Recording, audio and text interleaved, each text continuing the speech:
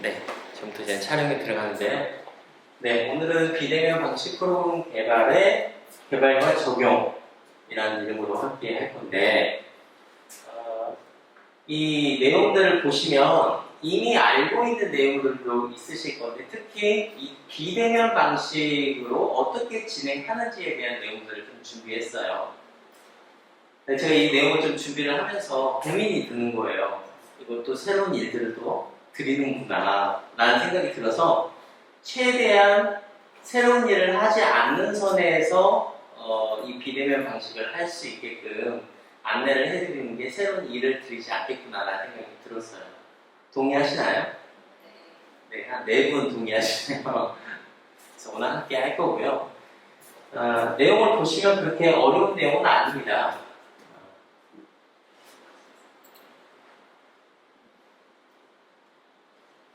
그렇게 어려운 내용은 아니고요.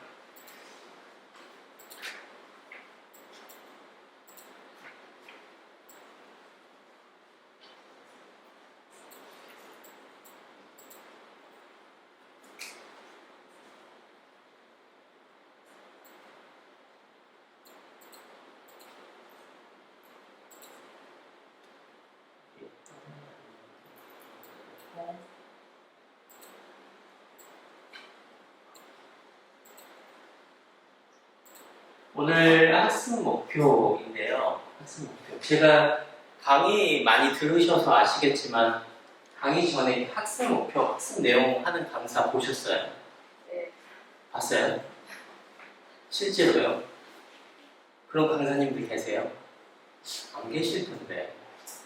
학습 목표, 학습 내용 하는 강사님들 성교육에는 거의 없어요. 만약 그분이 학습 내용, 학습 목표를 이렇게 했다면 그분은 교수 설계를 좀 알고 계시는 분들이에요. 특히 오늘 교육 프로그램 개발과 적용이잖아요. 핵심적인 내용이. 방식은 비대면이라고 표현하지만 우리가 프로그램을 개발할 때 가장 중요한 내용이 학습 목표, 학습 내용, 학습 평가입니다. 그래서 이 목표와 내용과 평가 부분이 하나의 뼈대처럼 일관성 있는 내용으로 우리가 프로그램 개발이 되어야 해요. 오늘 전체 강의 내용을 보시면 그런 맥락에서 제가 계속 안내를 해드릴 건데 오늘 강의 3시간 동안 들었다 해서 저는 이걸 할 수 있을 거라는 기대는 전혀 하지 않아요. 왜냐하면 매우 어렵고 때로는 굉장히 까다로워서 이 프로그램에 대한 개발이 굉장히 어렵다는 생각을 저는 오랫동안 해왔고 다만 여기 계시는 선생님들이 교육복지 사업만큼은 누구보다 전문가이시기 때문에 자신의 경험을 빗대어서 응용하시기를 좀 기대를 좀 드립니다. 그래서 학습 목표를 제가 말씀드려볼게요. 학습 목표는 교육복지 우선 지원 사업의 비대면 교육 프로그램 사례를 설명할 수 있다. 끝나면 여러분이 각자 이런 사례들이 있어 라고 좀 말씀을 하실 수 있겠죠. 두 번째는 교육복지 우선 지원 사업의 개별 비대면 프로그램을 설명할 수 있다. 여기서 개별 비대면 프로그램은 여러분 그 우선 지원에서의 개별적인 영역이 있잖아요. 그 개별을 얘기하는 겁니다. 그다음 세 번째, 교육복지 우선 지원 사업의 집단 비대면 프로그램을 설명할 수 있다. 집단적 개입을 얘기합니다. 여기에는 학생들 학교에서의 얘기도 있고 또 가정에서의 개입도 포함이 됩니다. 자, 마지막으로는 교육복지 우선 지원 사업의 비대면 프로그램을 개발을 실시할 수 있다는 내용을 준비를 했습니다. 그래서 이런 목표를 우리가 달성하기 위해서 다음과 같은 학습 내용이 준비가 되는데요. 교육복지 우선 지원의 비대면 교육 프로그램 사례, 두 번째는 개별 비대면 프로그램, 집단 비대면 프로그램, 마지막 개발과 적용을 준비를 했습니다. 이 내용은 다 아시겠죠? 교육복지 우선 지원에 대한 내용인데요.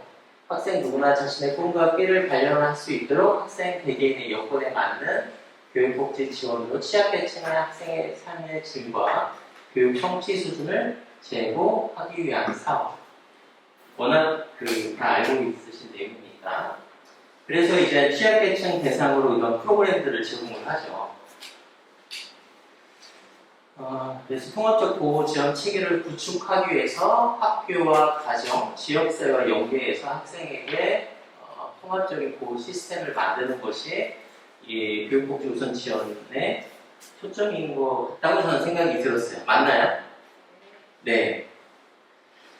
그래서 그 핵심적인 역할을 하고 있는 사람이 바로 교육복지사다라고 알고 있는데, 제가 저는 이제 심리학 전공자이기 때문에 대부분 심리학적인 서비스를 제공하는 입장이 있어요. 그러면 교육복지사분들과 협업을 하잖아요. 그럼 제가 협업을 하는 걸 이렇게 보면 너무 일을 너무 많이 있다, 너무 할 일이 너무 많다 라는 생각이 좀 많이 들었거든요. 맞습니까? 별로 일 없으세요? 너무 일이 많은 것 같아요. 실제 이 업무를 처리하는 게 매뉴얼만 제가 봐도 굉장히 많은 것 같습니다.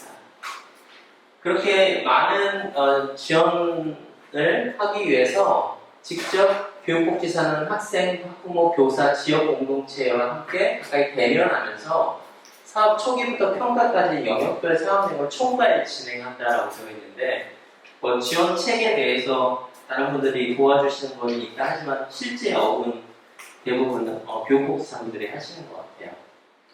그러는 와중에 코로나19가 지난 1월 달에 중국 우한에서 일어났고, 우리나라 같은 경우에는 2월 초 무렵부터 이제 좀 확진자가 늘어나는 상황으로 변했습니다. 그래서 2020년 2월 코로나19의 지역사회 전파가 확산되었고, 감염병 위기경보 경계에서 심각 단계로 상향 조정되면서 2020년 3월 11일에는 WHO에서 이 코로나19가 최고 경보 단계 팬데믹 선언까지 하게 되었습니다.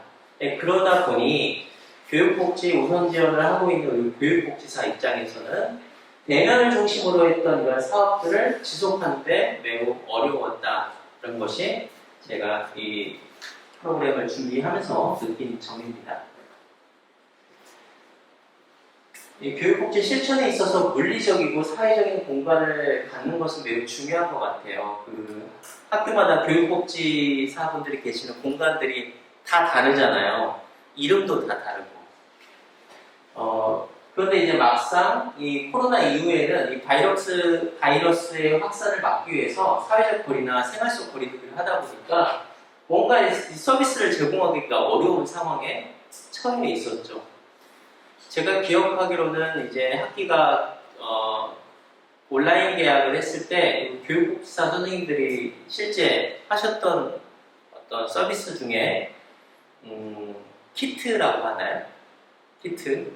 학교마다 약간 상이한 것 같긴 한데 햇반, 간단하게 이제 조리할 수 있는 조리 음식, 그리고 아이들이 필요한 어떤 이 코로나에 대한 관련된 어떤 정보들이 있는 책자 이런 것들을 해서 직접 방문해서 학교에서 오셔서 가져가는 분도 계셨지만, 어떤 특정 마트에서 물건을 가져가시라고 했던 교육복지사분도 계시고, 또 그것도 어려운 경우에는 어떻게 하셨어요? 네, 집에까지 가셨잖아요. 그게 어떻게 보면 현재 코로나19에서 교육복지 우선지원에서 여러분이 최선을 다해서 진행하셨던 사업의 일부 내용으로 제가 알고 있습니다.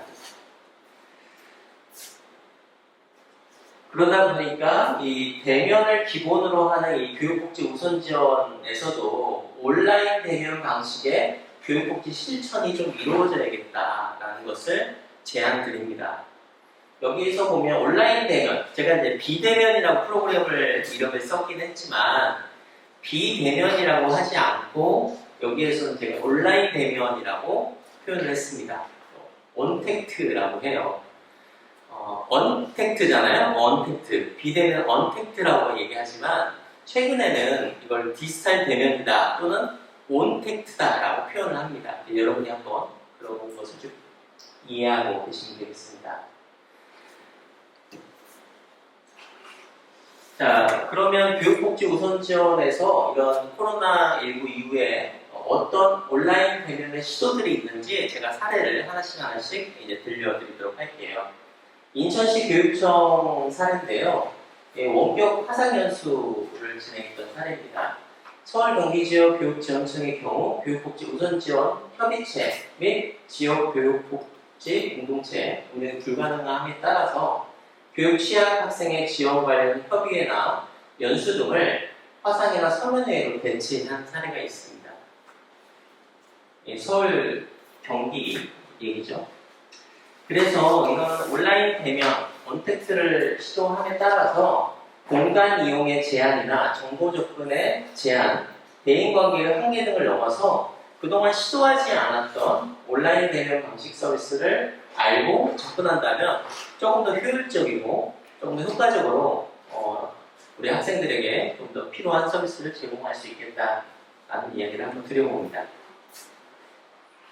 그런데 막상 이 온라인 대면을 하게 되면 어려운 점이 있어요. 뭐가 어려울까요? 막상 이 온라인 대면을 하게 되면, 이런 서비스를 제공하게 되면 뭐가 어려울까요?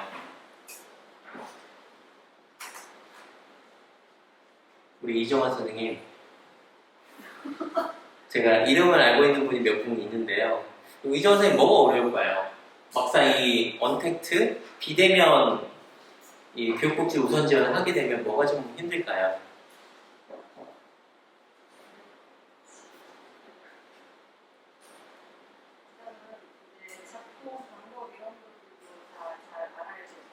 네. 이런 도구라든가 이런 부분들이 다 갖추어져야지. 네. 일단은 저 기준으로 보자면 이런 걸 아예 몰라서 네.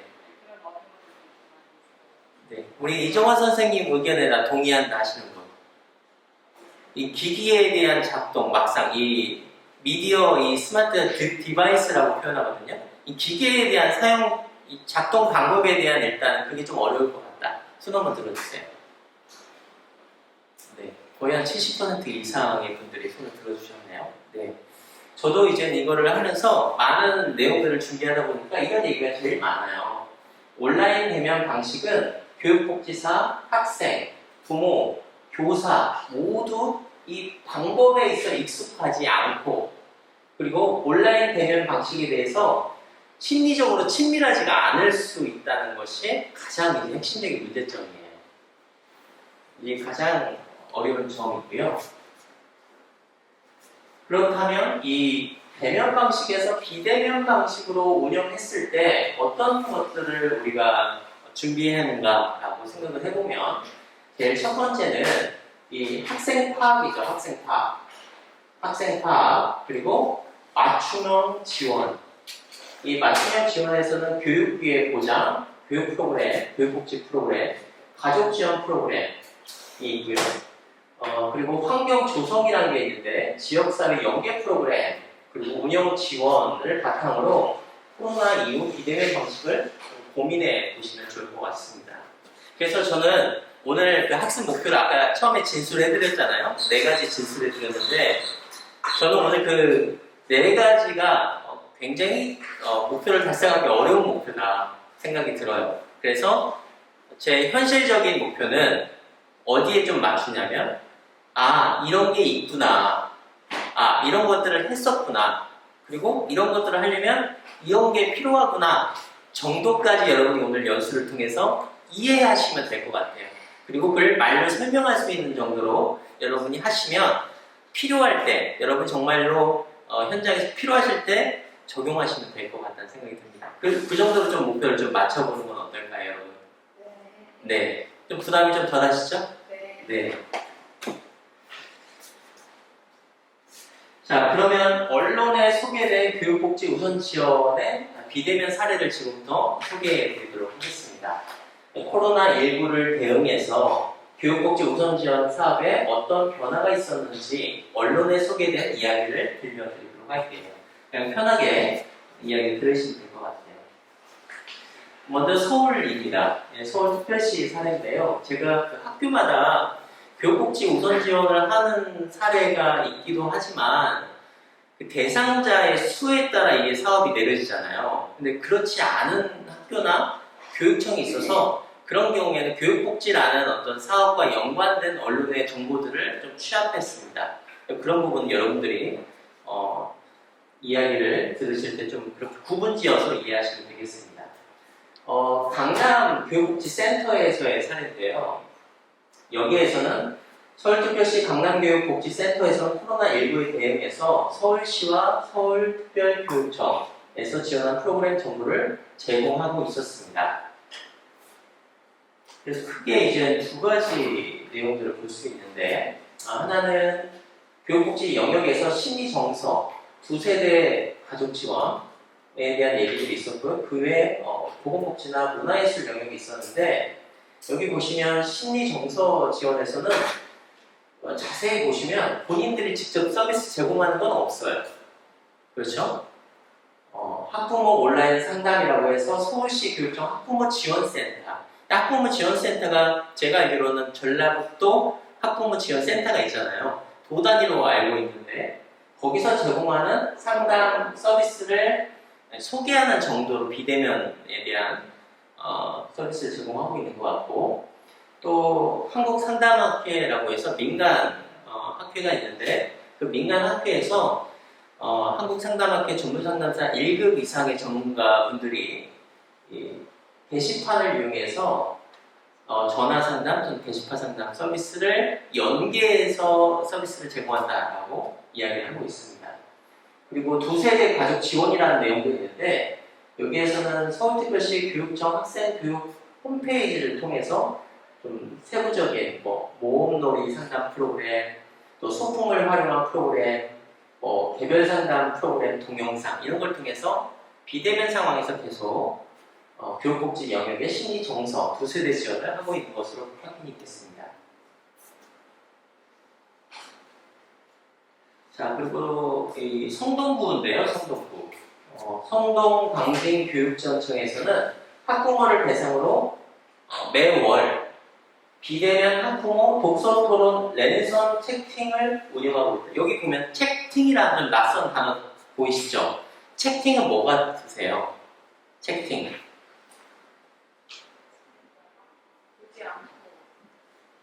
여기 설명이 되어 있어요.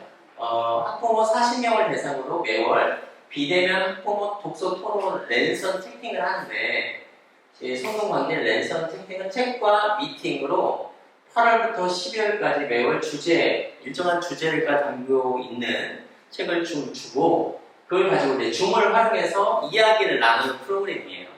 좀 교양 프로그램이다라고 이해가 되죠.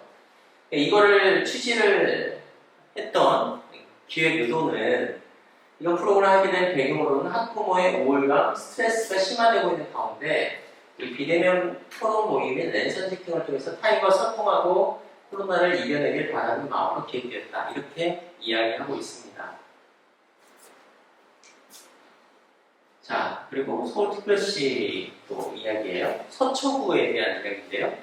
서초구에서는 제가 알기로는 어떤 모 중학교에서는 익산에서도 진로 콘서트다 이런 거 하잖아요.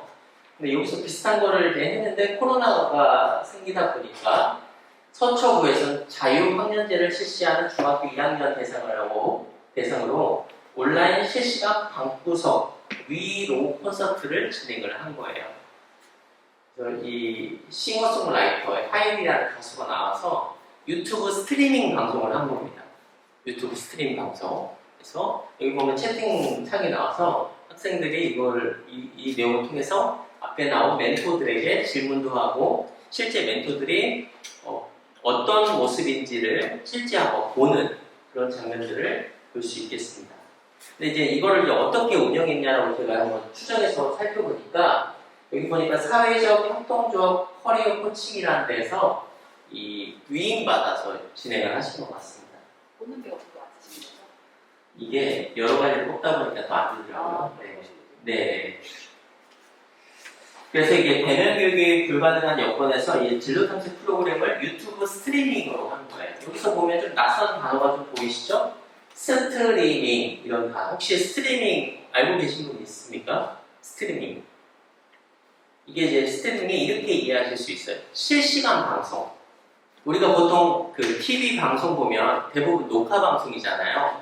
근데 이 스트리밍 방송은 실시간 방송을 이야기를 하는 겁니다. 그래서 실제 앞에서 카메라를 놔두고 유튜브를 통해서 실시간 방송을 하는데, 그러면 참여자분들은 어떻게 알고 이거를 들어오냐라고 생각하실 수 있는데, 유튜브 스트리밍을 하게 되면 이 링크 주소가 있어요. 그러니까 링크 주소를 홈페이지에나 또는 참여자분들의 문자 메시지, 카톡에다 보내면 그 링크를 클릭하면 유튜브 스트리밍에 나와서 함께 이제 참여할 수 있는 거예요. 그런 식으로 진행을 했습니다.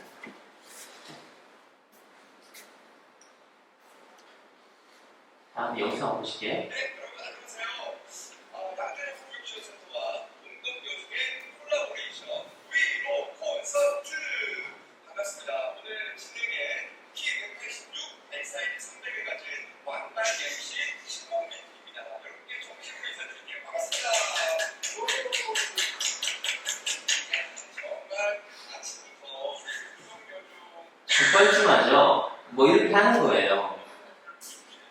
이게 뭐 그 큰 흐름의 대본은 있는데 이 MC나 이게 진행하시는 분의 역량이 굉장히 있어서 봤을 때는 우리가 벌써 좀 어색해 보인다라고 하지만 굉장히 최선을 다하고 있는 모습이에요. 그래서 앞에 카메라가 있는 상태에서 이렇게 이야기하는 모습이 조금 쑥스러워 보이시죠? 예, 느낌만, 자세한 내용을 보시기엔 좀 더 어려우시니까 느낌만 한번 일단은 보시기 바랍니다. 자, 지금까지 서울시에 대한 이야기였다면 경기도에 대한 얘기도 한번 보시죠. 경기도 교육복지종합센터에서는 2020학년도 학생 강좌 온라인 실시간 강의 수강 신청을 받고 있다. 이는 코로나19 대응해서 생활 속 거리두기에 따라 장소에 구애받지 않고 진행할 수 있는 줌 프로그램을 활용한 학생 강좌 온라인 라이브 강의 프로그램이다 라고 했습니다. 그래서 여기 보시면 학생들이 신청할 수 있는 프로그램들이 쭉 있잖아요. 그리고 요일이 있고 강사님들이 있고 모집 인원이 있습니다. 12명인 거죠. 이 줌이 인원이 많으면 많아질수록 그 화면에 보일 수 있는 사람들의 수가 그렇게 많아지진 않아요. 그러니까 무료로 하게 되면 줌을 무료로 하면 100명까지는 공짜예요. 100명. 이 동시 참여자가 100명이라는 뜻이죠. 그리고 시간은 40분까지는 공짜예요. 주문을 했을 때. 근데 대략 한 달 정도 유료 결제를 하게 되면 우리나라 돈으로 한 11,000원? 11,400원 정도 하면은 한 달 동안 이제 유료로 사용하실 수 있는데 인원 제한 없이 시간도 제한 없이 사용하실 수 있습니다. 그러다 보니까 여기서 12명이라고 했던 이유가 너무 많이 들어오면 서로 상호작용할 수 있는 인원들이 너무 많아지기 때문에 12명으로 한계를 지은 것 같습니다. 그래서 뭐 이런 내용으로 제가 이거를 하나하나 캡처해서 넣어드린 이유는 실제 여러분이 기획하실 때 좀 모델링 하시라고 제가 하나하나 다 캡처해서 넣어드린 거예요. 그래서 이런 식으로 경기도에서 있는 프로그램도 실제 기획했다라고 이해하시면 되겠습니다. 제가 이걸 비대면 프로그램을 하다가 조금 당황스러웠어요. 이게 과연 이게 적절한 목표에 맞는 적절한 솔루션인가라는 생각을 했을 때 조금 의아했던 내용이 뭐였냐면 충청남도의 사례이긴 한데요. 충남 홍성교육지원청에서는 2020년 6월 관내 취약계층 학생을 대상으로 내 안에 콩나물이 자란다라는 운영 프로그램을 진행을 했습니다. 그러니까 콩나물을 나눠주고 집에서 기르는 거예요. 그러니까 뭔가 여기에 의미를 부여하셨겠죠. 근데 이게 어떤 의미로 이렇게 하셨을까는 되게 자세한 내용 나오지 않아서 좀 확인할 수 없었지만 그래도 학생들이 뭔가 생물에 대한 뭔가 관찰하는 능력, 뭔가 의미 부여를 했을 때 원하는 대로 비대면 사례라고 얘기는 하지만 별로 와닿지는 않았어요. 네, 그리고 대전광역시 얘기입니다. 대전광역시는 이 주니어 닥터라는 프로그램을 했는데 초등학생 210명을 대상으로 주니어 닥터 프로그램을 운영했다라고 해요. 실제 거기 내용을 보시면 많은 대전에 가장 유명한 게 뭐죠? 대전에 있는 대전 동물원 말고요. 대전 대덕 뭐가 있어요? 연구단지가 있잖아요. 그러니까 그 연구원들한테 직접 주제를 드리고 영상을 찍게끔 한 거예요. 여러 가지 주제들이 많잖아요. 핵융합도 있고, 태양열도 있고, AI도 있고, 여러 가지 이제 연구원분들이 연구하는 주제들이 있는데, 우리 학생들의 미래의 과학자를 꿈꾸는 학생들, 과학에 관심과 흥미가 있었던 학생들에게 멘토처럼 스트리밍을 이용해서 또는 어떤 영상을 촬영하셔서 이런 주니어 다큐 프로그램을 진행을 한 사례가 있습니다. 기존에는 이거를 실제 이런 참여 프로그램이었는데 코로나 때문에 이런 비대면 프로그램으로 진행한 사례가 있어요. 그러니까 제가 이거를 넣은 이유는 우리 지역사회에 있는 여러 전문가분들이 계시잖아요. 꼭 교육복지가 아니더라도 과학이라든지 수학이라든지 각각의 전문가분들이 있는데 그분들에게 지역사회 체계로서의 역할을 드리게 되면 또 자연스럽게 연계되지 않겠습니까? 학생들은 본인의 어떤 진로나 꿈에 대한 어떤 촉진도 받을 수 있겠고요. 그런 면에서 의미 있는 비대면 프로그램이라고 생각이 들었습니다. 자, 그리고 대전광역시의 또 다른 사례인데요.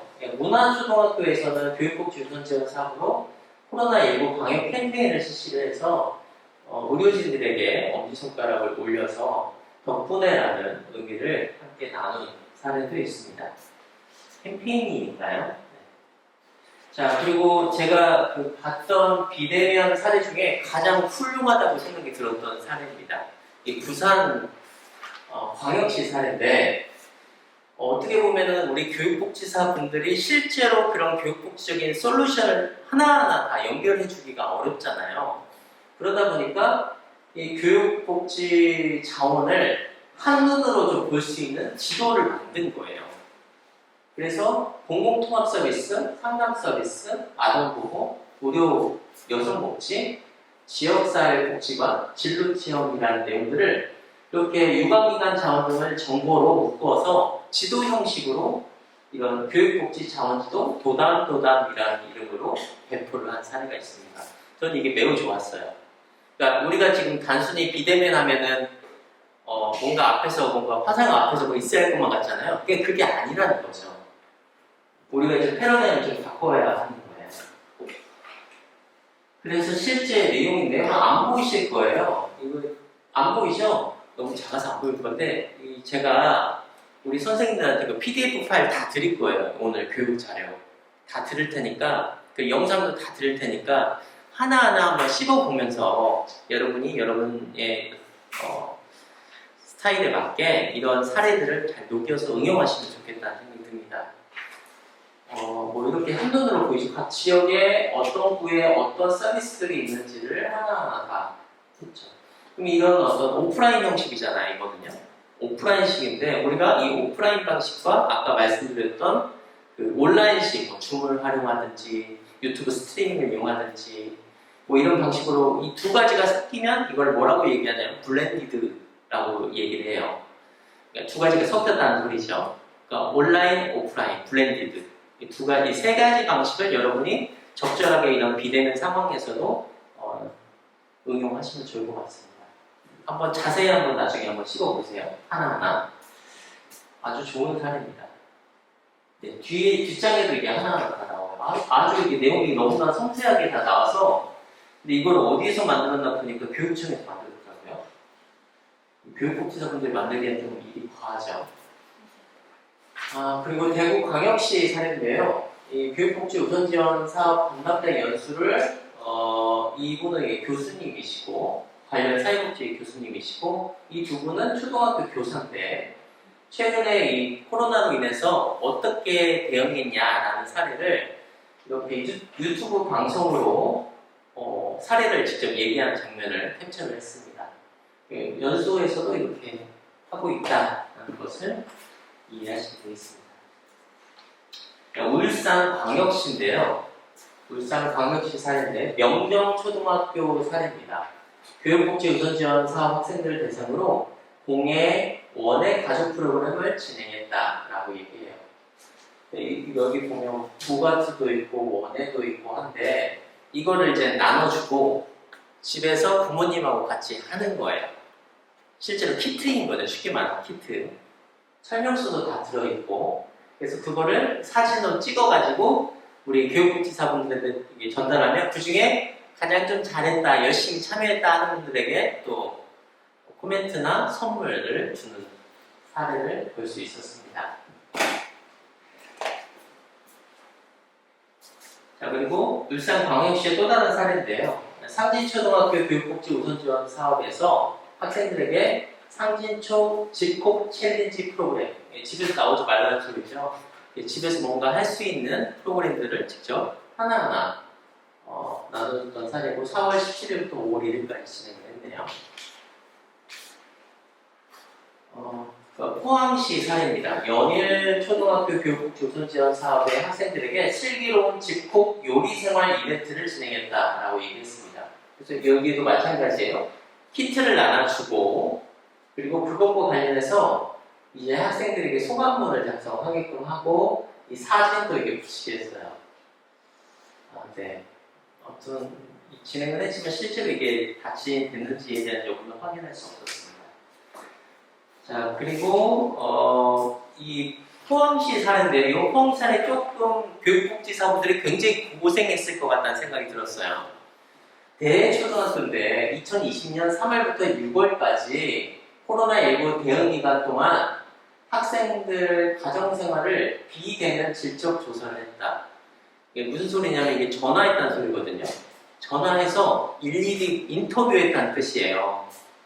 뭐 질문을 미리 뽑았겠죠? 어떤 걸 물어볼지 질문을 뽑고 그거에 대해서 하나하나 그 사람들의 주관적인 얘기들을 수집했다, 정보 수집을 했다는 것이 질적 조사라고 표현하는데 그 결과를 바탕으로 독창적인 인성 활동을 실시했다라고 얘기를 하고 있고 이 조사, 질적 조사 내용으로는 전교생 300여 명의 안전 사정을 위해 학생 100여에게 전화하여 코로나19 기간 학교에 가지 못하고 집에만 있는 것이 학교 다닐 때와 어떻게 다른지 그로 인해 부모님과의 관계는 어떻게 다른지 부모님과 좋은 관계를 맺을 때는 언제인지를 물었다. 이런 질문들을 한 거예요. 학생들에게.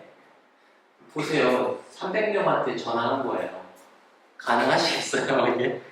굉장히 힘들 것 같다는 생각이 들어요. 그런데 이 300명 학생들에게 전화를 해서 어떤 솔루션을 냈냐면 그게 더 중요하잖아요. 효 캠페인을 한 거예요. 효 캠페인. 효 캠페인. 이게 지금 학생의 사례, 실제로 제가 인터넷에 나온 사진을 제가 캡처한 건데, 학생들이 꽃바구니를 재료를 받기 위해 학교 오는 길에 마스크를 착용하기, 쓰레기 주워오기, 만나는 어렵게 인사하기 등 3가지 미션을 수행을 해야 돼요. 학교에 와서도 코로나 감염 예방을 위해 워크스루를 통해 꽃바구니 재료를 받게 되며 꽃꽂이 방법은 귀가 후 영상을 보고 따라해야 한다. 완성된 꽃꽂이는 인증사진을 찍어 발송하면 인성훈련과 효실전 성공 경험을 체득한 것은 뭐다. 이렇게 얘기를 했습니다. 뭔가 이게 아기자기하면서도 약간 고개가 약간 저어지는 약간 그런 내용이죠. 근데 어쨌든 교육복지사분이 진짜 고생하셨을 것 같아요. 조사한 내용과 실제 부모님들이 여기 많이 애쓰니까 그런 내용을 좀 고려하지 않으셨나 싶고요. 경상북도 사례입니다. 경상북도 경산시 사례인데 동부초등학교는 2020년 6월 19일부터 8월 28일까지 1학년부터 3학년까지 18명을 대상으로 가정에서 가족들과 함께 할 수 있는 스토리 독서 창의 교실을 운영했다. 이 프로그램은 생활 속 권위두기에 적합한 독서 교육을 위해 마련되었고 독서의 흥미를 높여주고 자기주도적인 독서 습관을 형성할 수 있도록 독서 활동과 동화 내용을 실체화하는 활동을 구성되어서 2주마다 동화책 한 권과 독서 관련 창의 활동 교부 활동지를 가정에 제공했다. 그래서 이제 아이와 부모님이 앉아서 하는 거죠. 교육복지 대상 학생이 이렇게 부모님과 뭔가 이렇게 하면은 매우 상황이 괜찮은 거잖아요. 이게 지금 안 돼서 지금 더 상황이 여의치 않은데. 근데 또 다르게 생각해보면 이렇게 자리에 앉아서 서로 뭔가를 하게끔 분위기를 만들어주는 계기로서 이런 프로그램이 개입된다면 또 의미 있겠다라는 생각도 들었습니다. 자, 이제 거의 이제 중반부를 왔는데요. 비대면 프로그램 개발과 적용이라는 이름으로 코로나 이전과 코로나 이후, 포스코리아 코로나 이후에 대한 얘기인데요. 언론에 소개된 코로나19에 대응해서 이런 교육복지 우선 지원 사업에 좀 변화를 같이 살펴보았습니다. 코로나 이전 전라북도 교육복지 우선 지원에서 진행했던 사업 영역과 코로나 이후 변화 내용을 연관해서 살펴보면서 지속 가능한 비대면 프로그램 개발과 적용을 좀 이해해보면 좋을 것 같습니다. 이 과정에서 지원 프로그램인 학생 파악, 추진 체계, 개별 프로그램인 개별 및 사제 멘토링, 학교 생활 지원, 집단 프로그램, 또는 통합 프로그램 또는 평가 등에 적용해서 살펴보시고 구체적인 방법론과 이런 각각의 프로그램들이 갖고 있는 장단점이 있어요. 그 장단점을 통해서 개발과 적용에 있어 비대면 프로그램의 대안과 한계점까지 제가 이제 지금부터 말씀을 드리려고 합니다. 그러니까 다 좋다라고 말씀을 못 드려요. 분명히 한계점이 있어요. 장점도 있고 단점도 있거든요. 그거는 누가 선택하냐? 우리 계신 선생님들이 입맛에 맞게 한번 드셔보시면서 아 이거는 좀 아닌 것 같다. 우리 학생들에게 좀 맞지 않다. 대상자 학생들에게 맞지 않다. 라고 하면 과감하게 취소하시고 원하는 방식을 선택하시면 되겠습니다. 그러니까 대략 한 40분에서 50분 사이 제가 앞에 함께 했는데 어떠세요? 아 그렇구나. 이 정도면 성공한 거예요. 네, 아 여기 있구나. 이 정도면 여러분이 오늘 지금 전반부 아주 잘 들으신 겁니다. 네, 성공한 거예요.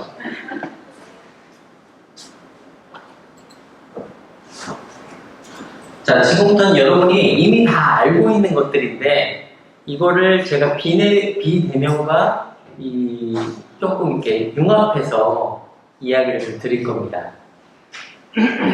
교육복지 사는 학생들에게 필요한 지원을 제공하죠.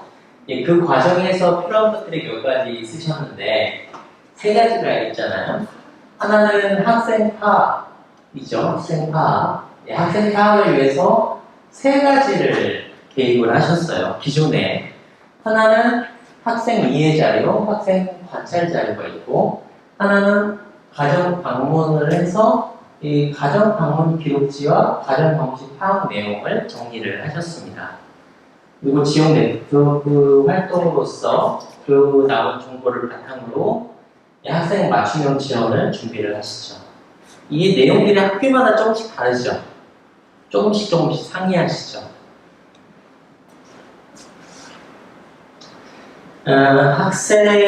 학생의 학교 생활, 또 학생과 가족의 욕구, 이런 학생의 또 강점, 학생과 가족을 지원할 수 있는 자원을 파악하는 것, 지원 과정에서의 내외적인 장애물들을 파악해서 학생과 가족이 처한 상황에 대한 깊이 있는 이해와 분석을 통해서 문제 해결을 위한 핵심적인 내용과 방법을 찾는 것, 이것이 사례관리 계획 수립에 반드시 필요한 단계라고 우리 선생님들이 알고 계실 겁니다.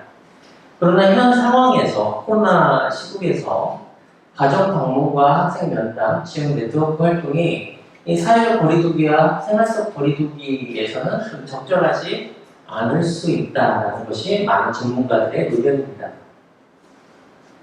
그러면 어떤 대안이 있을까? 이 학생 파악 영역이 중요한 이유는 학생 맞춤형 지원의 시작점이기 때문에 매우 중요한 거잖아요. 비대면 방식으로는 이미 여러분이 하고 있는 것들이 있어요. 여기서는 SNS라고 제가 표현했지만 이게 뭐 카톡, 뭐 문자 메시지 이게 다 SNS라고 가정했을 때 이 SNS와 유선 전화로 1:1 모니터링하는 방법이 있긴 합니다. 실제로 예시가 있는데 사례가 있는데요. SNS를 활용하는 경우는 대초등학교에서 이 앞에서 나온 얘기예요. 3개월 동안 질적 연구 인터뷰 방법을 통해서 학생 파악과 요구 조사를 한 사례가 있다. 그런 방법도 있고 부산교육청의 경우에는 쉽게 유관기관을 찾을 수 있도록 교육복지 자원지도 도담을 제작했다는 것이 하나의 사례로서 이해하실 수 있습니다. 또 비대면 방식의 접근도 있는데요. 여기 아이콘들이 하나씩 있죠? 혹시 이게 뭔지 아세요? 네? 인스타그램. 네. 이거 어디에서 만들었게요? 어디서 만든지 모르세요? 이거 누가 만들었게요? 네, 누가 만들었어요? 제가 안 만들었어요. 이거 누가 여기 페이스북에서 만들었어요. 근데 페이스북의 주 사용 대상자가 누군지 아세요? 3, 40대. 지금 50대까지 넘어가긴 했지만 주 타겟은 3, 40대. 인스타는 10대 또는 20대 초반이에요. 근데 또 10대도 인스타도 안 쓰는 경우 있어요. 뭐예요? 틱톡. 네, 틱톡 하는 경우 있죠. 근데 이제 그거가 틱톡까지 우리가 뭔가 상호작용하기는 조금 한계점이 있으니까 그 제외하고 뭐 이런 플랫폼들이 있긴 해요. 이거는 뭔지 아세요? 트위터죠. 트위터. 그리고 이거는 블로그고요. 이건 밴드. 이건 카톡. 이건 유튜브예요.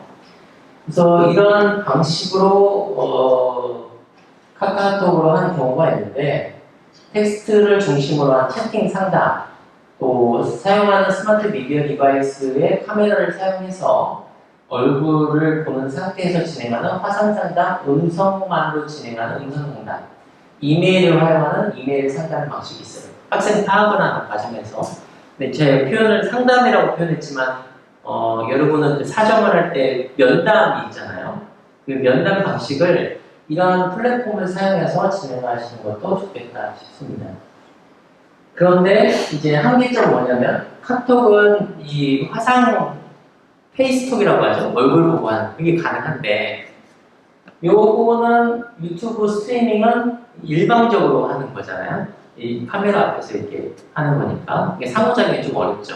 텍스트 상대방이 내 영상을 보고 글로 반응은 할 수 있어도 이 사람의 비언어적인 메시지는 알기 어려운 한계점이 있어요. 밴드도 마찬가지고요. 밴드에서도 화상은 가능하죠. 또 다른 방법은 있습니다. 학생 파악의 비례된 방식으로는 제가 두 개의 회사의 자료를 가져왔는데 저하고는 아무런 이해관계가 없어요. 이거 뭐 꼭 사용하시라는 뜻이 아니라 그냥 사례로 가져온 겁니다. 요새 그 유튜버들의 가장 핵심적인 이슈가 뭔지 아세요? 광고잖아요.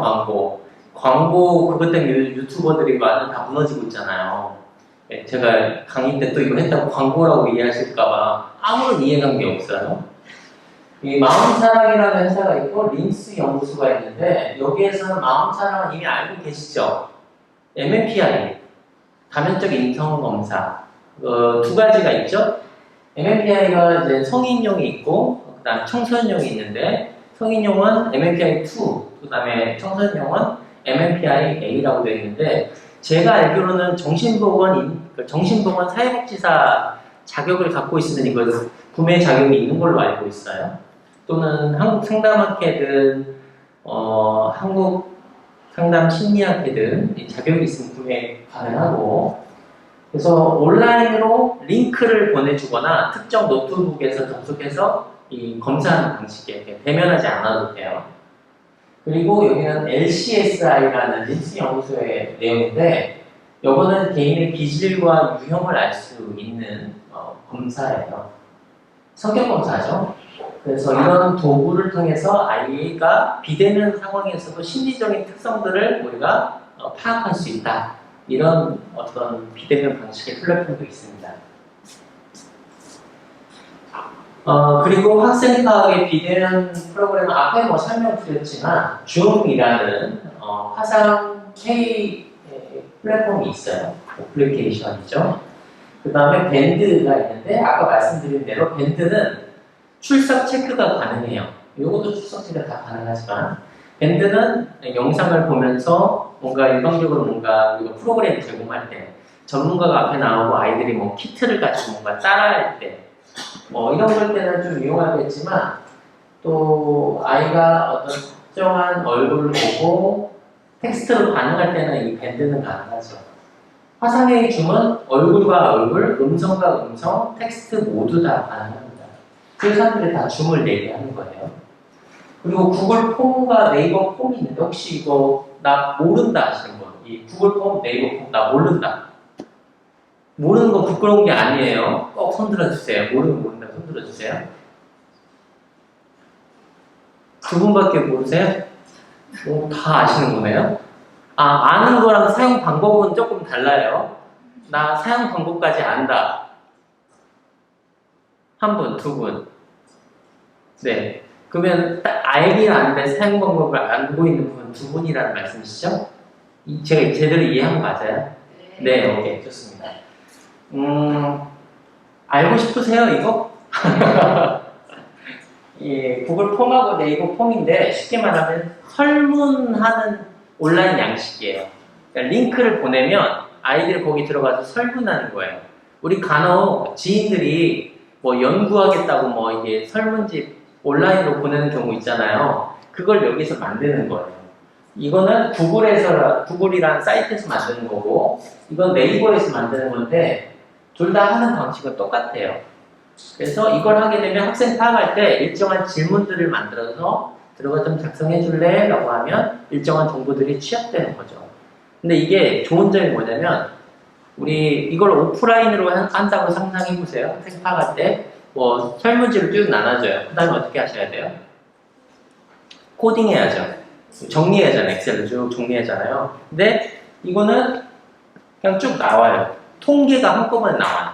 근데 질적인 내용들, 뭐 글로 쓰는 거 빼고는 예를 들어서 뭐 잠자는 시간이 몇 시부터 몇 시야? 라고 하면 학생들이 100명이면 그 100명을 일일이 엑셀에다 옮겨야 하잖아요. 우리가 일을 할 때. 근데 그게 아니라 여기는 통계치가 따다 나와요. 그러면 우리 100명 대상자 중에 75% 아이들이 6시부터 5시에 취침한다. 뭐 이런 게 나오는 거예요. 그러니까 일의 효율성을 높일 수 있죠. 그래서 학생 파악에서는 이런 플랫폼을 이용하시면 좋겠다. 이게 제 제안입니다. 혹시 그러면 네. 그 개별 학생의 성별 이때 그 이름을 쓰고 하게 되면 개별 학생의 구별 결과도 다 확인할 수 있나요? 네이버 폼이나 이런 데서 이렇게 할 수 있죠? 당신의 이름은 뭡니까? 배지석, 나이, 땡땡. 뭐 몇 시에 잡니까? 몇 시. 그걸 본인이 입력한 정보에 맞게 통계치가 나오는 거죠. 근데 각 항목마다의 통계치도 나오게 되고요. 근데 이거를 우리가 다 만드는 거예요. 폼을 만드는 거기 때문에 여러분의 그 면담의 양식에 맞게 다 할 수 있어요. 한번 보여드릴게요. 일단 후반 부분에. 좀 어려우세요? 제가 걱정하는 게 뭐냐면 컴퓨터 하게 되면 약간 느낌이 강의가 SPSS 프로그램 수업 같은 통계 수업 같은 느낌 들면 안 되거든요. 제가 거기까지 기준을 삼지 않았어요. 오늘 이런 게 있구나 정도까지만 하시고 혹시 나 더 배우고 싶어요 하면은 제가 관련된 영상을 만들어서 여러분에게 드릴게요. 그러면 그거 보면서 따라하면 되는 거예요. 뭐 누르고 이거 클릭하고 이런 거는 기계적인 거기 때문에 여러분이 전반적인 흐름에 대해서 이해하시고 좀 섬세하고 미시적인 차원의 것들은 하나하나 뭔가 클릭하고 작동하고 이런 것들은 제가 자료를 드릴게요.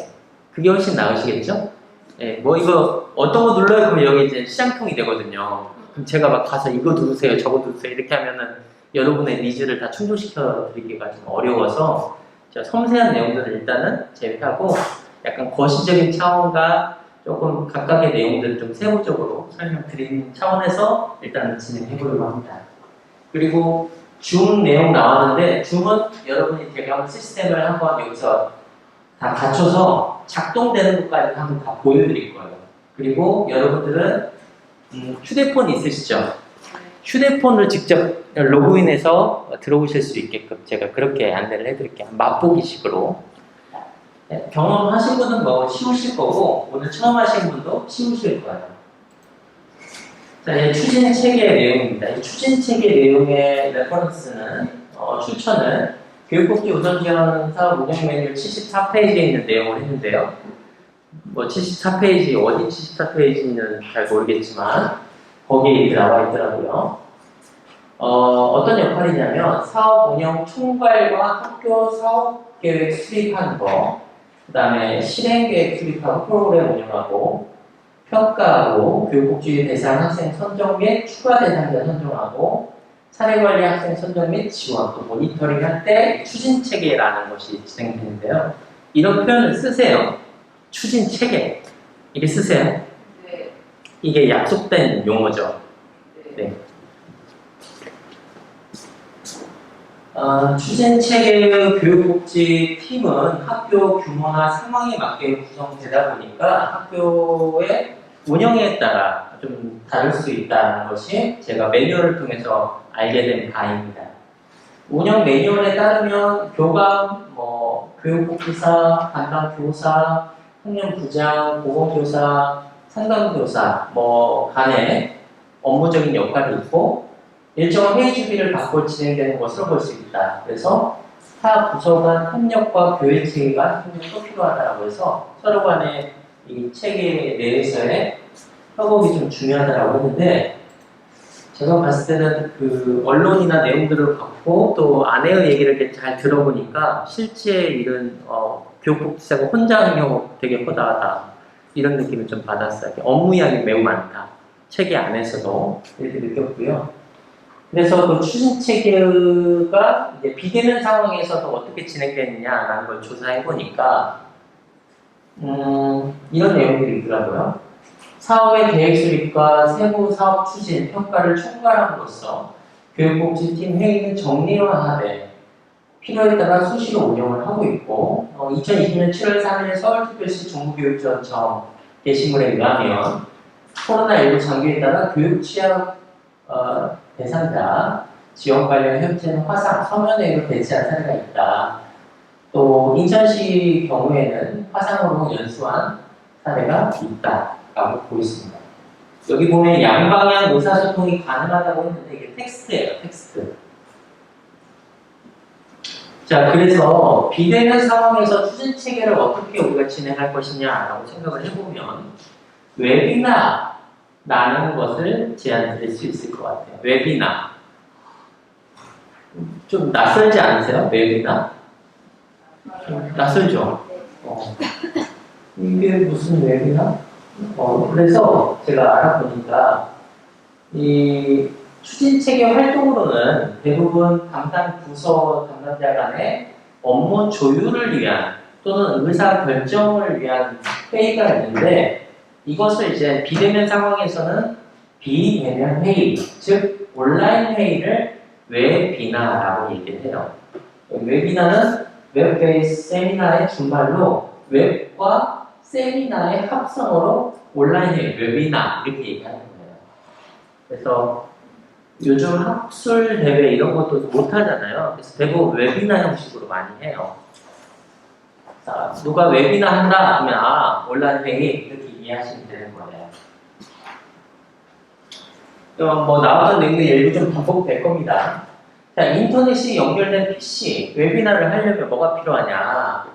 그 다음에 이 PC가 컴퓨터가 필요하고 인터넷이 연결된 PC가 필요하고 웹캠.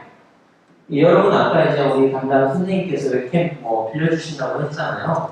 이게 이렇게 생긴 웹캠이에요. 다 아시죠? 웹캠. 요즘에는 이 웹캠 가격이 싼 거는 5만원부터 비싼 거는 2, 30만원대까지 하거든요. 근데 요거는 한 15만원 선이에요. 15만원 선이면 좀 카메라가 좀 비싸다고 생각할 수 있고요. 그래서 그냥 스마트폰으로 해도 돼요. 근데 요거는 이 웹캠은 그 아웃포커싱이라고 하나요? 앞에만 이렇게 찍고 뒤에 한번 뿌옇게 나오는 거 이런 기능도 되거든요. 그것까지 기능이 필요 없으면 스마트폰으로 하셔도 됩니다. 그래서 이런 웹캠 또 마이크도 있어야겠죠? 그다음 또 뭐도 있어야 돼요? 스피커도 있어야 돼요. 스피커를 설치 안 했는데 소리가 안 나요. 이런 경우도 굉장히 많아요. 그래서 마이크를 또 설치해서 회의 주관자와 참석자 간의 화상, 또 음성, 텍스트, 공유 자료 등을 실시간 쌍방향 의사소통 방식으로 진행한다. 그리고 비대면 회의 방식인 이 웨비나는 대면 방식과 다른 회의 형식과 내용이 있다. 그리고 온라인 회의를 위한 도구로 줌, 행아웃, 미트, 네이버 밴드 라이브, 카카오톡, 페이스톡 라이브, 라인톡, 네이버 라이브 이렇게 있는데요. 여기 미트, 행아웃 이런 거는 다른 플랫폼의 줌과 비슷한 도구예요. 근데 조금 그 과정이 조금 복잡해서 가장 익숙한 방식이 이제 줌이기 때문에 오늘은 좀 줌을 통식으로 설명을 일단 드릴 겁니다. 자, 그럼 좀 웨비나, 우리가 이제 추진체계, 비대면 회의를 위한 웨비나가 어떻게 진행되는지에 대해서 설명을 드리겠습니다.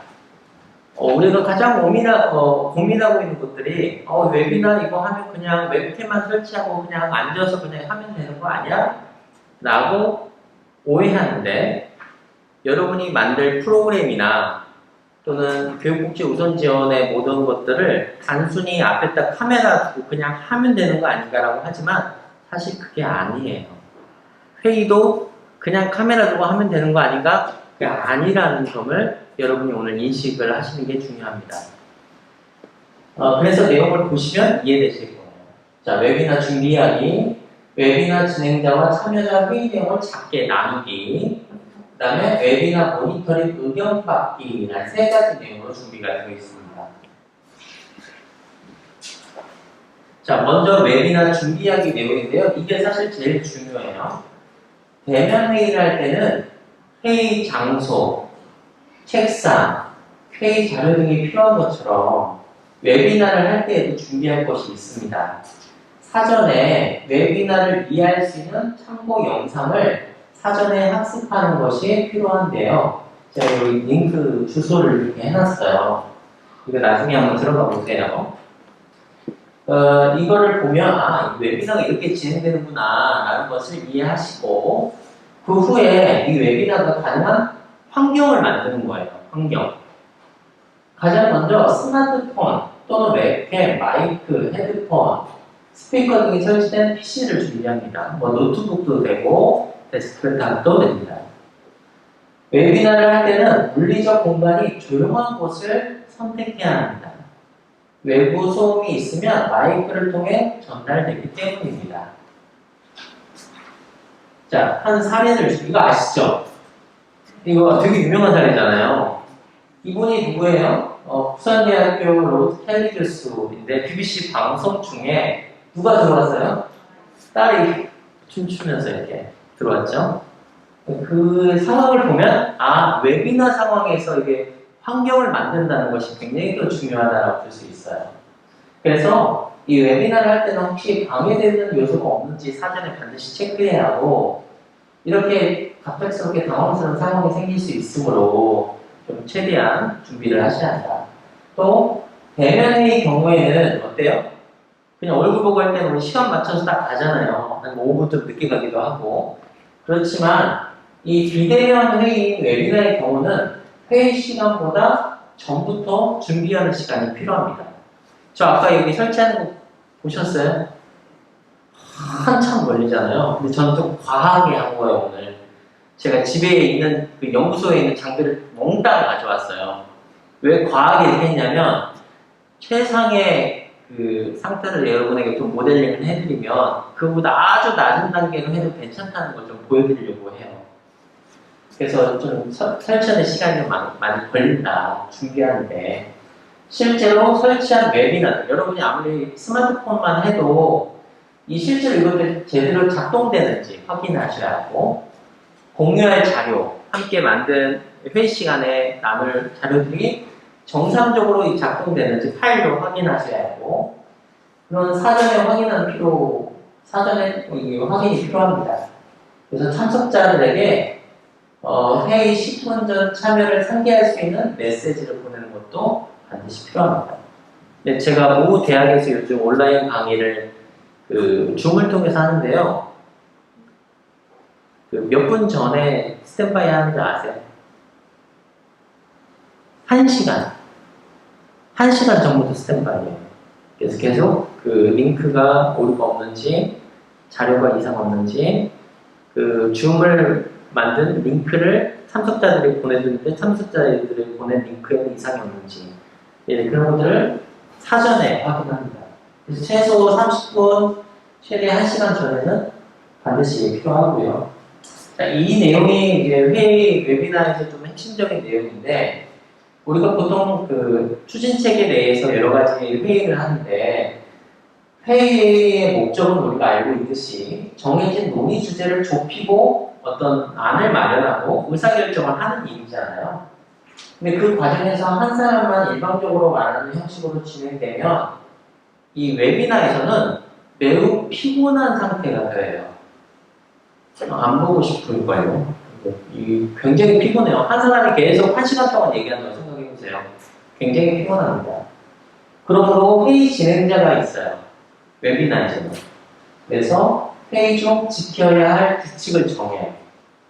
그리고 정해진 시간만 이야기하는 타이머 역할을 맡는 사람이 필요해요. 지금 우리 부장님 지금 10분 좀 지나셨거든요. 자, 다음 의견은 우리 오 선생님께서 얘기해 주세요. 라고 타이머 역할을 지정하는 것이 반드시 필요합니다. 그리고 진행자는 퍼실리테이션 역할, 촉진하는 역할이죠.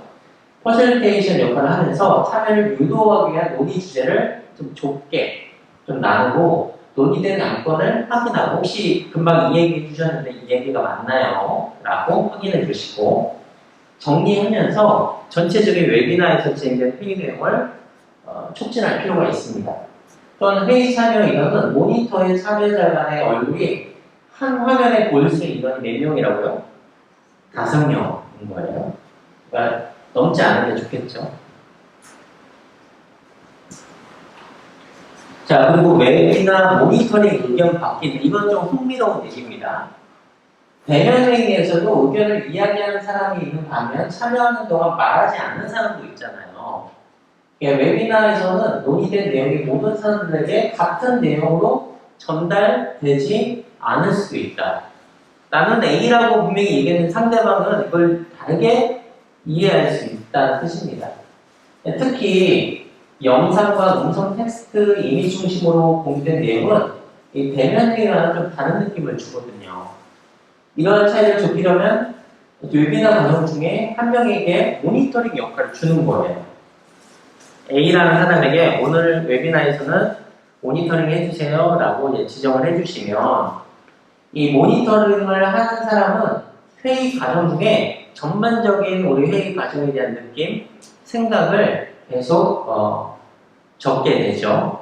그 과정에서 어떤 느낌을 받았는지, 그리고 좋은 점은 뭐였는지, 아쉬운 점은 뭐였는지를 이야기하도록 해서 다음 웨비나에서는 좀 보완될 수 있도록 하고 이 모니터링을 함으로써 서로에 대한 공감대를 맞추게 합니다. 이 모니터링 역할이 참 중요해요.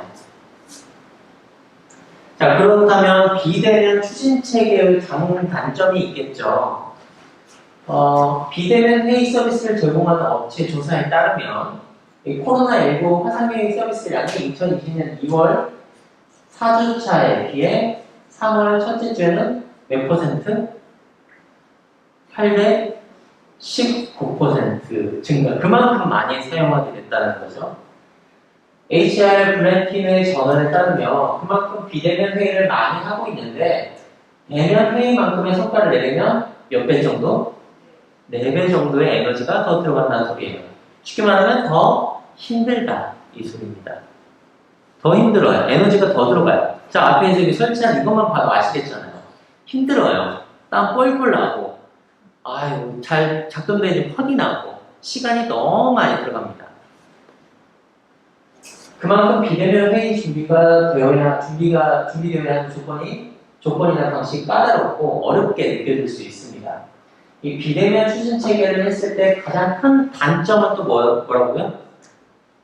집중력이에요. 집중이 안 돼요. 조사에 따르면 비대면 회의를 하는 동안 다른 일을 하는 사람은 몇 퍼센트? 64%. 반절 이상이 딴짓하는 거예요. 그리고 이메일, SNS 문자 메시지를 발송한 사람들은 63%로 쉽게 다른 것에 주의를 돌리는 것으로 확인되었다. 잘 안 되는 거죠, 그만큼. 이외에도 갑작스러운 외부 상황인 소음, 네트워크 문제, 저조한 참여, 매끄럽지 않은 회의 분위기로 집중력이 약화될 수 있다. 그리고 비대면 회의는 아는 사람들과의 이야기나 긴 이동 시간이나 출장이 필요한 경우, 짧은 논의 내용, 정보 교환일 때는 매우 적합할 수 있다. 뭐 이런 거예요. 오늘 어디로 면담 가세요? 아, 거기 가서 뭐 물어보세요? 뭐 우리가, 근데 어떤 자료 들고 가세요? 제가 확인하고 싶은데.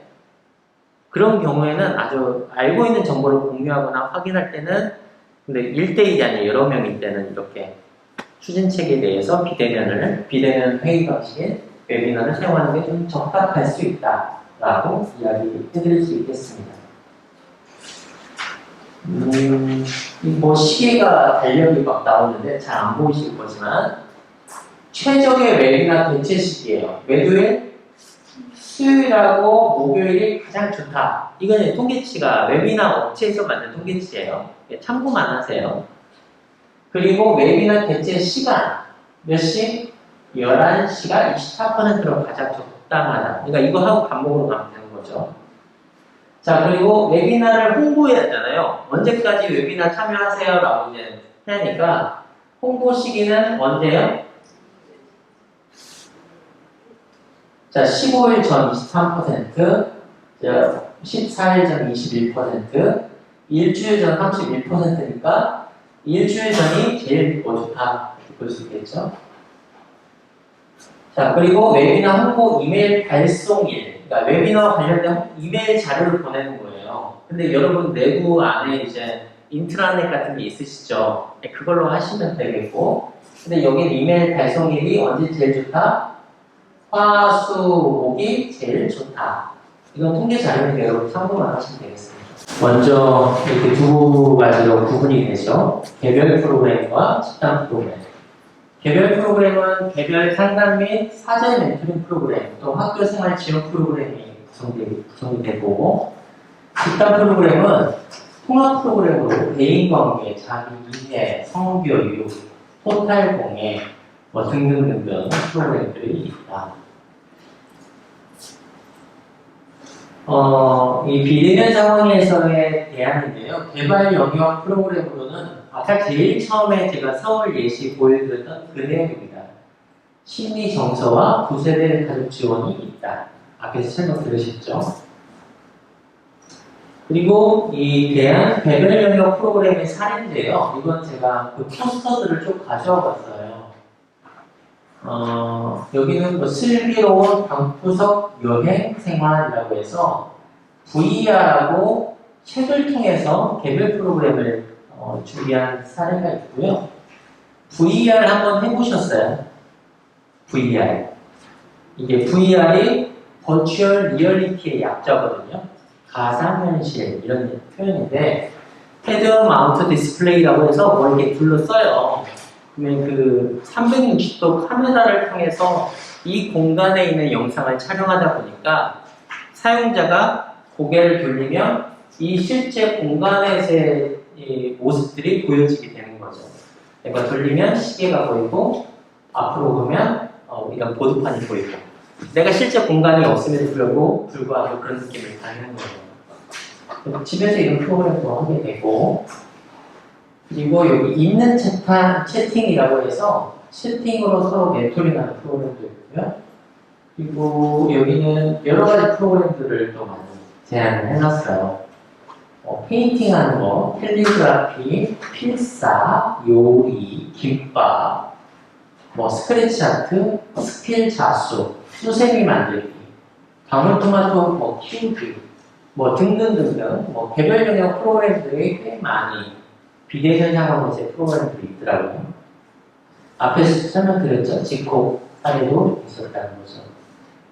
이 집단 프로그램의 영역 사례인데요. 이건 포스터예요. 제가 포스터를 보여드린 이유는 실제로 우리 대상자분들이 이런 내용에 대해서 처음 만나는 게 이런 포스터, 홍보 자료인 것 같아요.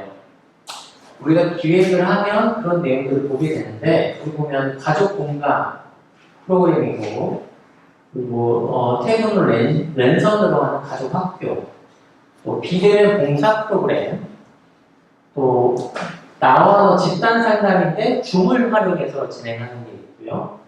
또 가족 사랑, 사진하고 초상화 그려주는 프로그램도 있고 또 요거는 이제 건강가족지원센터인 것 같아요.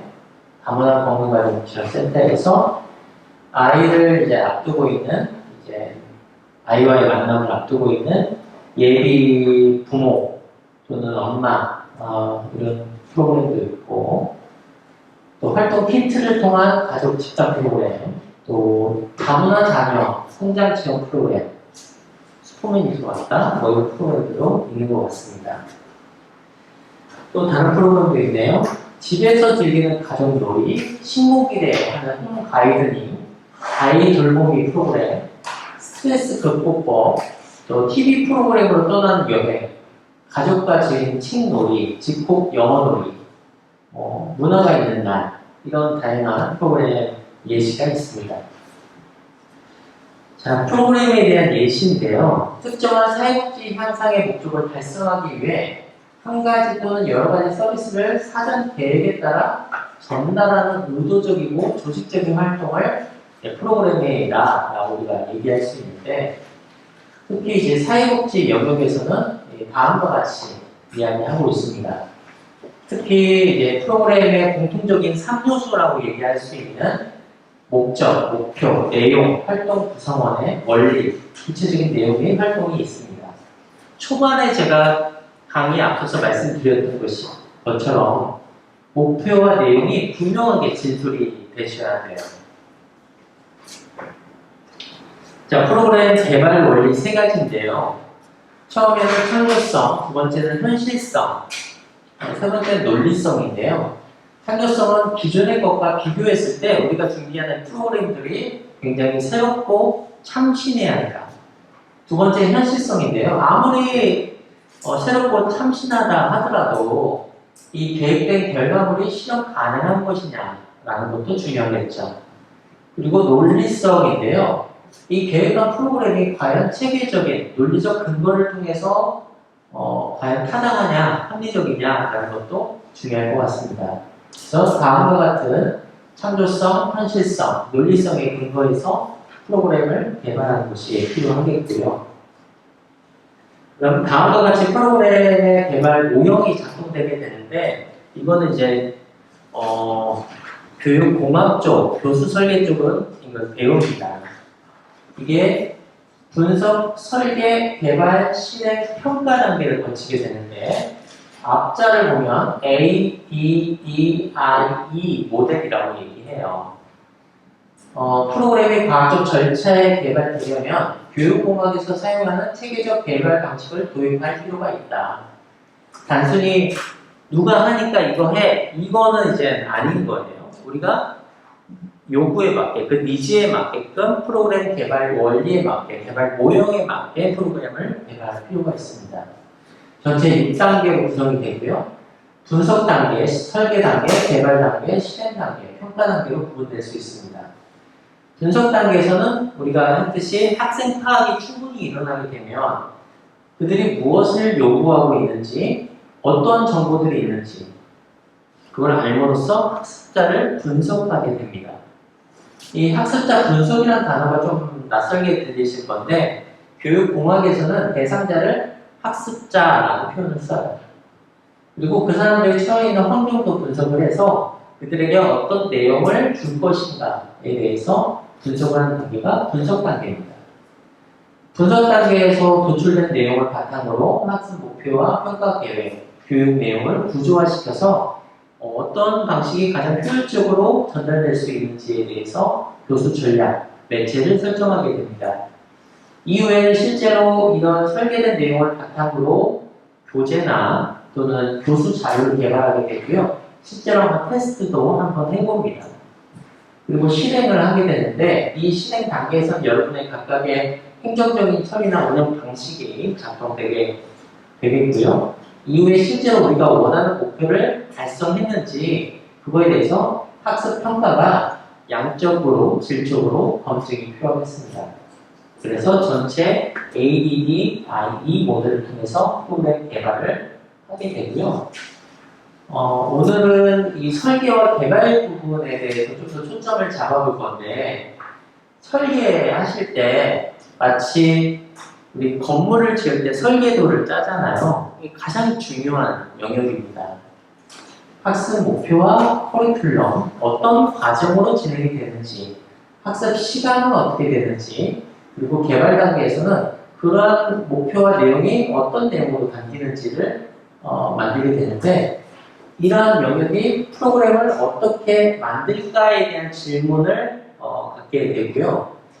실제로 콘텐츠를 짜고 파워포인트를 만들고 어떤 매체를 사용하고 하는 것은 프로그램에 무엇을 담을까에 대한 질문에 답변하는 일입니다. 프로그램을 만드시다 보면 홍보 자료나 이런 것들을 만드셔야 하는데 대부분 업체에 다 맡기잖아요. 뭐 포스터나 배너나 브로셔나 이런 걸 다 업체에 맡기시는데 이거 다 이 미리 캔버스라는 사이트가 있어요. 이거 다 무료거든요. 미리 캔버스 사이트에 들어가 보시면 무료로 포스터나 그리고 배너, 현수막 그 다음에 뭐 다양한 자료도 여기에서 무료로 다양하게 만드실 수 있습니다. 한번 보여드려야죠. 말로만 또 잘 보여지지 않으실 테니까.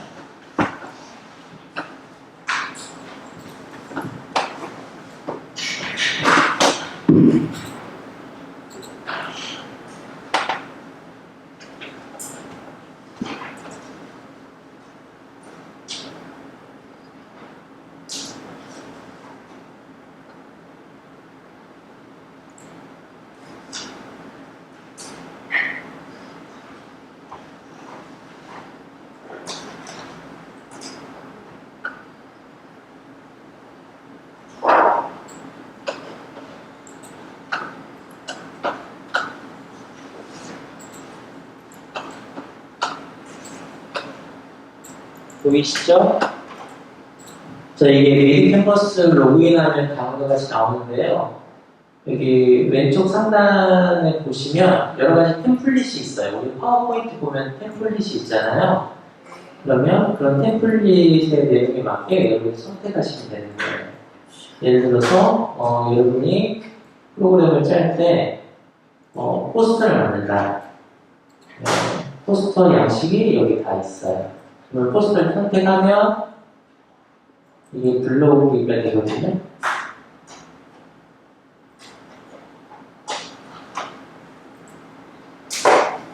이게 인터넷으로 하는 거라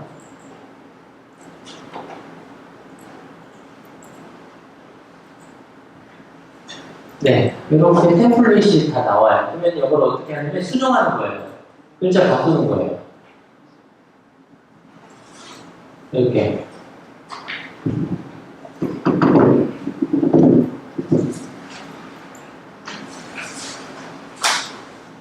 안녕 이렇게 여러분이 그 프로그램의 기획 단계에서 여러 가지 이런 홍보 자료나 템플릿들이 필요한데 이런 것도 다 원하는 걸로 바꾸는 거예요. 이미지도 크게 만들 수도 있고 짧게 만들 수도 있고 원하는 어떤 사진을 넣을 수도 있고 다양하게 이 캠퍼스를 통해서 포스터도 만들고 프로그램과 관련된 장표도 만들고 하실 수 있죠.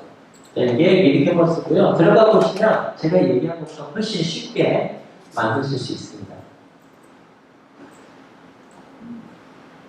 자, 이제 프로그램 내용 개발과 관련된 내용을 말씀드릴게요. 프로그램에 대한 내용 분석과 설계가 이루어졌다면 프로그램 내용 개발을 하는데 여기 보면 강사가 없음, 자료 없음, 강사 있음, 자료 있음 이렇게 되어 있잖아요. 잘 따라오고 계시죠? 네. 자, 자료는 없는데 강사도 없어요. 영상과 음성 강의가 있잖아요. 이런 경우에는 녹음만 필요한 거예요. 강의 대회를 통해서 나레이션 대본 보고 녹음하는 것이 이 영상 음성 강의인 거예요.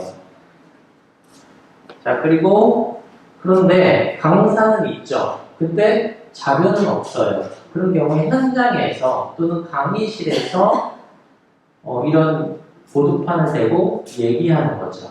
대신 거기에 자막이 들어가는 거예요. 우리 지금 비대면 하는 거예요. 비대면. 영상 콘텐츠. 그 다음에 강사는 없는데 자료는 있어요. 그런 경우에는 파워포인트를 통해서 영상을 만들 수도 있어요. 그러다 보니 뭐가 필요하냐면 강의 개요가 필요하고 파워포인트가 필요하고 나레이션 대본이 필요해요. 그리고 녹음도 필요하겠죠. 그리고 마지막으로는 자료는 있는데 강사도 있어요. 그런 경우에는 촬영 공간에서 촬영하시면 되고 이때 강의회와 파워포인트로 하시면 됩니다. 여기 뭐 크로마키라고 되어 있죠? 크로마키가 뭐예요? 배경을 깔수 이 크로마키. 있게. 네, 크로마키예요, 이게. 이게 왜 크로마키냐고요? 이 녹색 천인데 이게 크로마키냐고요? 이 뒤에다 녹색 천을 깔아요. 녹색 천을 이 뒷 배경에다 이렇게 깔고 카메라를 비추잖아요. 그리고 프로그램으로 설정을 하면 내가 화면에서 우주 공간을 이미지로 넣으면 이 뒷 배경이 뭘로 나와요? 우주 공간을 나오는 게 크로마키 기능이에요. 이런 게 있구나 정도까지만 일단 이해하시면 되겠습니다. 그래서 프로그램 내용 개발할 때 어떤 방식으로 콘텐츠를 짤 것인지는 여러분의 자료가 있거나 강사가 있거나 상황에 따라 선택하시면 되는 거예요.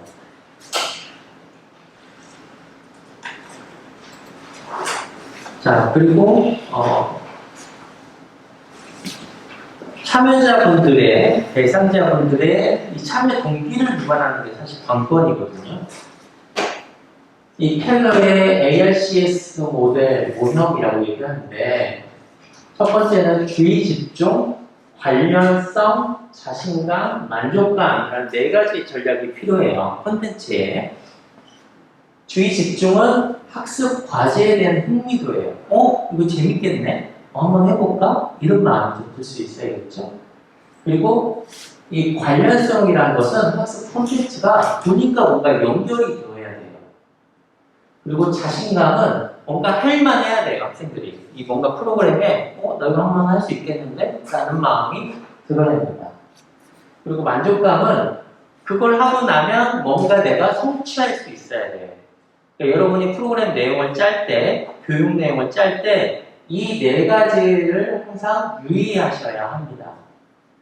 뭔가 하나가 빠져도 학생들의 동기가 좀 저하될 수 있어요. 자, 그래서 프로그램 기획, 개발, 운영, 평가의 보기를 한번 해드릴 건데, 이거는 한번 읽어볼게요. 교육복지 우선지원의 개별 영역과 집단 영역 프로그램 중에 관심 있는 주제를 한 가지 한번 선택해 보시는 거예요.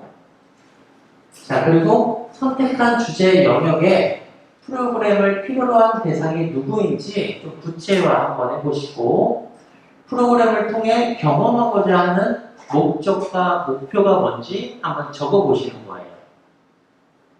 그리고 선택한 주제로 프로그램을 개발하고자 할 때 비대면 요구 조사를 해야 하잖아요. 어떤 니즈가 있는지. 그럴 때 네이버 폼 또는 구글 폼으로 작성을 한번 해보세요. 네 번째, 비대면 회의를 통해 추진체계 담당자와 웨비나, 온라인 회의를 실시해보고 공유된 문서 구글 독스를 작성해보세요. 이 구글 독스가 뭐냐면 우리가 구글에 유튜브가 있잖아요. 그 유튜브 안에 구글 독스와 이런 문서를 같이 공유할 수 있는 내용이 있어요. 그러면 내가 온라인상에 특정한 문서를 놔두면 링크만 갖고 있는 사람이면 그 링크를 통해 문서를 수정하고 작성할 수 있어요. 그걸 이제 구글 독스라고 얘기하거든요. 구글 독스를 통해서 회의한 내용을 정리한 내용을 같이 공유할 수 있고, 비대면 프로그램을 이렇게 볼 수 있겠죠? 음성, 동영상, 동영상 녹화, 스트리밍, 실시간 방송, 또 블렌디드 방식 두 가지를 다 섞는 거예요. 이런 형식을 선택해서 운영 방식을 기획해 보세요. 어떤 방식으로 운영을 할 건지. 그리고 앞에서 얘기했던 것처럼 켈러의 ARCS 모형을 활용해서 동기 유발 전략을 기획해 보세요. 그리고 마지막, 비대면 프로그램 운영 후 평가 방식의 폼을 작성해 보세요. 네이버나 구글 폼 통해서 작성해 보시는 겁니다.